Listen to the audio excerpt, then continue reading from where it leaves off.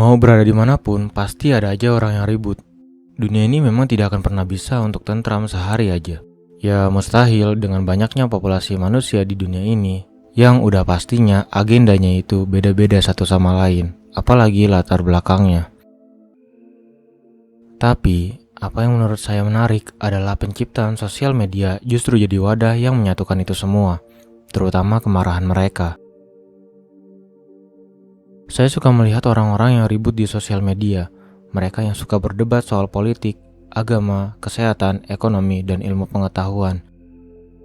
Melihat perdebatan itu membuat saya cukup terhibur, karena di antara dua kubu yang berdebat, rata-rata tidak ada yang jadi penengah. Debatnya bakal berlangsung terus sampai satu kubu menyerah.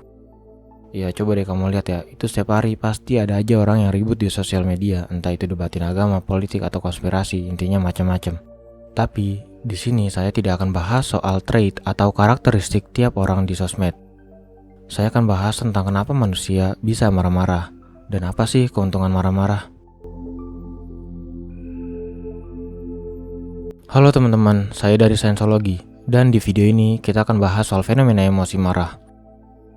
Setiap manusia, menurut opini saya, pasti pernah marah dalam sejarah hidupnya.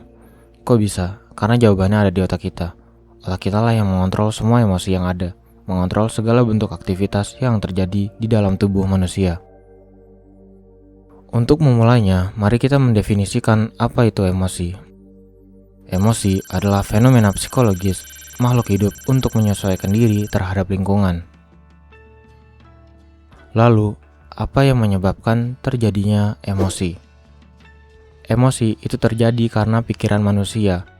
Tiap orang berbeda-beda kereta pikirannya. Bisa jadi si A marah terhadap B, tapi C nggak marah sama B, ataupun sebaliknya.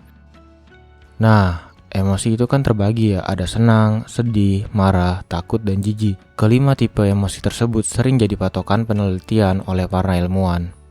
Tapi perlu diingat ya bahwa studi mengenai emosi ini masih terdapat zona abu-abu.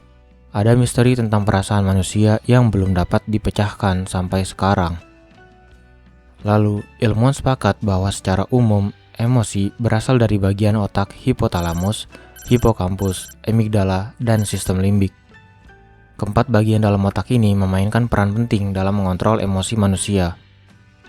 Di video ini, Sainsologi akan fokus untuk membahas emosi marah saja. Sebagai informasi, emosi kemarahan dan ketakutan itu ditandai dengan karakteristik yang hampir mirip. Contohnya adalah peningkatan detak jantung atau bernapas lebih cepat dari biasanya. Tapi emosi marah tidak hanya terdapat di manusia. Beberapa hewan juga merasakan kemarahan dan ketakutan, seperti simpanse, gajah, kera, anjing, kucing, dan masih banyak lagi. Karena sebagian besar hewan mempunyai amigdala. Amigdala membantu mengontrol ketakutan dan kemarahan dari manusia dan hewan lainnya. Amigdala juga membantu sebagai mekanisme bertahan hidup ketika ada ancaman atau bahaya. Jadi, manusia dan hewan lainnya memiliki emosi kemarahan, dan penyebab dari emosi kemarahan manusia itu karena jalan pikirannya. Sementara, hewan mempunyai emosi marah untuk bertahan hidup. Bagian otak yang mengontrol emosi kemarahan dan juga ketakutan disebut amigdala.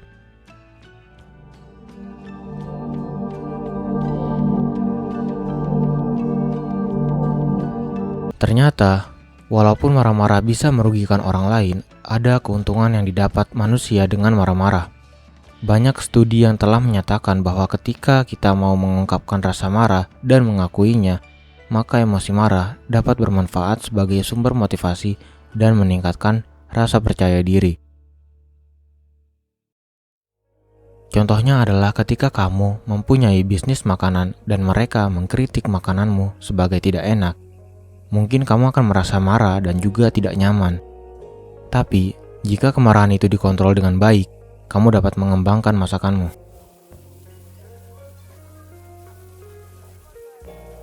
Ataupun contoh lainnya adalah misalnya kamu iri dengan orang kaya dan kamu marah karena hidup kamu gitu-gitu aja. Maka kalau kamu kelola kemarahan itu dengan baik, itu bisa jadi sumber motivasi untuk kamu bangkit dan mungkin mencoba ide hebat yang bisa mengubah status quo hidupmu sekarang. Intinya, kemarahan itu bisa sangat bermanfaat jika kamu bisa mengontrolnya dengan baik dan mengakui rasa marah itu. Bentuk lain dari manfaat marah juga berkorelasi dengan mekanisme bertahan hidup, seperti koloni hewan yang marah ketika makanannya dicuri oleh koloni lain. Namun, jika kamu marah-marah tidak jelas, hanya ingin mengeluarkan umpatan atau sumpah serapah ke orang lain, itu yang tidak baik buat kesehatan. Yang ada, kamu malah stres dan kemungkinan besar depresi. Selain itu, kalau kamu keluar-keluar tidak jelas, kamu bisa saja dicap sebagai orang yang toksik dan juga parasit. Jadi, kontrol amarahmu dengan baik.